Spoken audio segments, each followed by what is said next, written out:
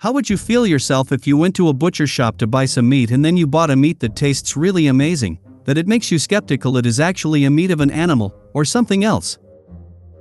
Today we are gonna look into a same story of a butcher preparing the meat for his customer. The customer had to wait for it for too long. Suddenly a few goons come in and destroy his shop with paint and rocks. As he caught them to beat him, they beaten him instead and ran away. The butcher's name is Vincent and his wife, Sophie. Sophie's friend Stephanie suggested her that she deserves a better man. Stephanie was a self-obsessed and always flexed about her belongings, as she told she was about to buy a house worth 300,000 euros. Mark, who was Stephanie's husband, who was about to open another butcher store, and on that occasion he gifted Vincent a rifle, but he denied, saying he doesn't have a permit. As they were heading back home, Sophie told him they should separate. While driving, Vincent noticed that vegan who trashed their store and ran his car over him and crushed him. They stepped out of their vehicle to see him dead on the road.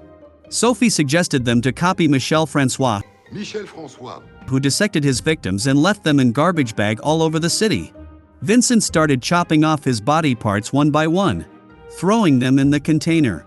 His dog ate one of the chopped off part and asked for more, so he started feeding him more. As he went back to his house, Sophie was still awake, watching TV. She told him that they were separated, so Vincent had to sleep with the dog on the couch.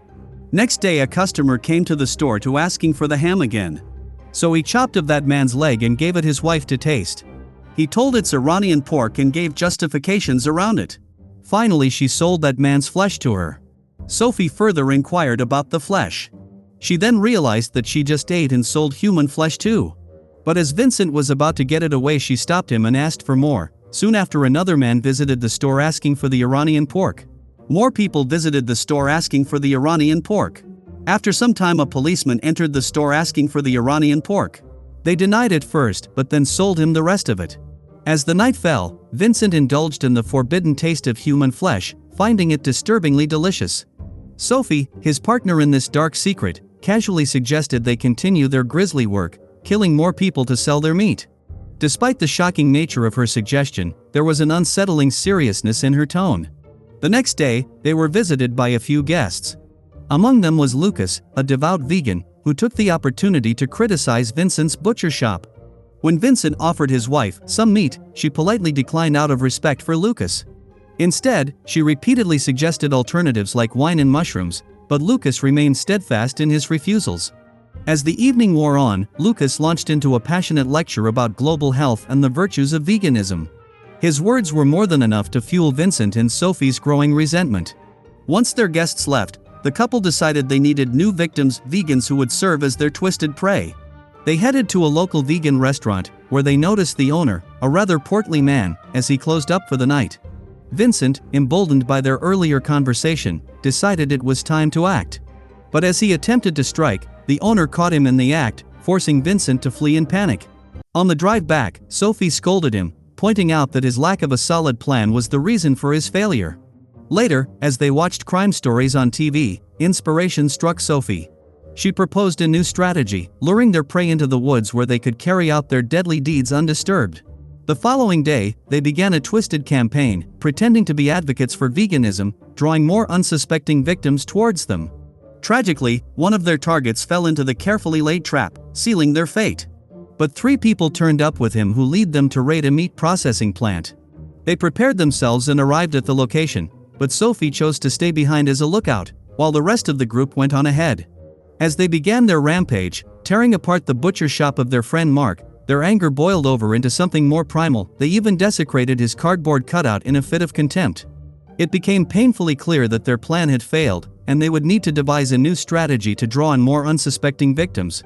After Vincent left, Sophie had an unexpected encounter with a waiter who offered her a ride home.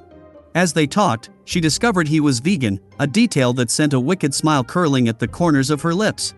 As they kissed, she bitten him to guide him in the house. She provoked her Vincent against him. While she was massaging the man to relax him, Vincent came in and hit him with a pot. As their daughter showed up, they had to hide everything. As she asked for a night stay, they sent her back home. They butchered the man together and threw his scooter in the lake. Soon the store flooded with more customers that they even ran out of the supply. They killed more vegans, butchered them, and raised their prices. One night when they were about to butcher another of their victim, he escaped, but he had a heart attack and he died. Next day when Vincent was having lunch with Mark, he gauged upon a pacemaker that he found in the meat. He asked for their farmer, but Vincent denied to reveal.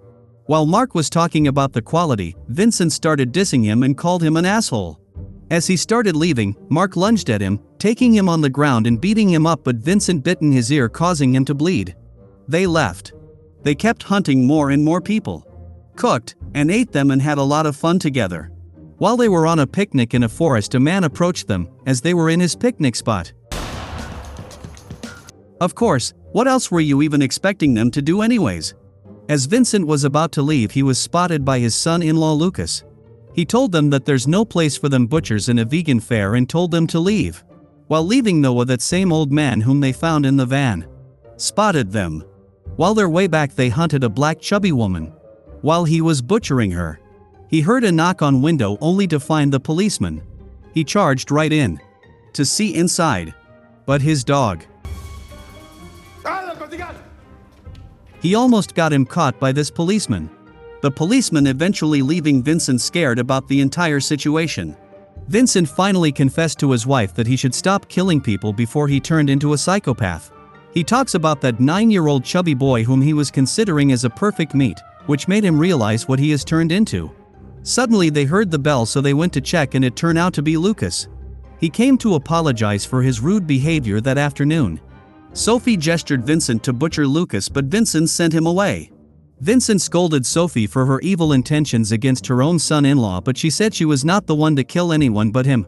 The next day when they stopped the supply of Iranian pork, aka human meat, the customers went home. Sophie started mocking him again, but this time, Vincent left. She tried to stop him, but he didn't. She started packing up from the shop and cleaning it while Vincent was taking a walk alone in the woods with his dog. When Sophie was about to close, suddenly those vegan extremists appeared who were trying to molest her. They were mocking her. When they were just about to kill her, Vincent appeared from the door.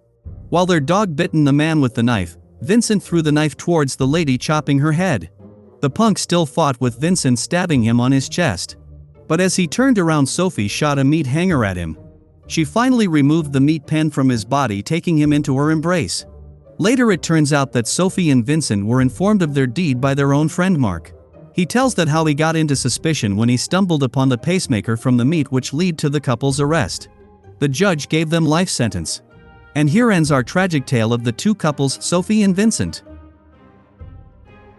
Make sure to subscribe and turn on the notifications so you can watch more videos like this.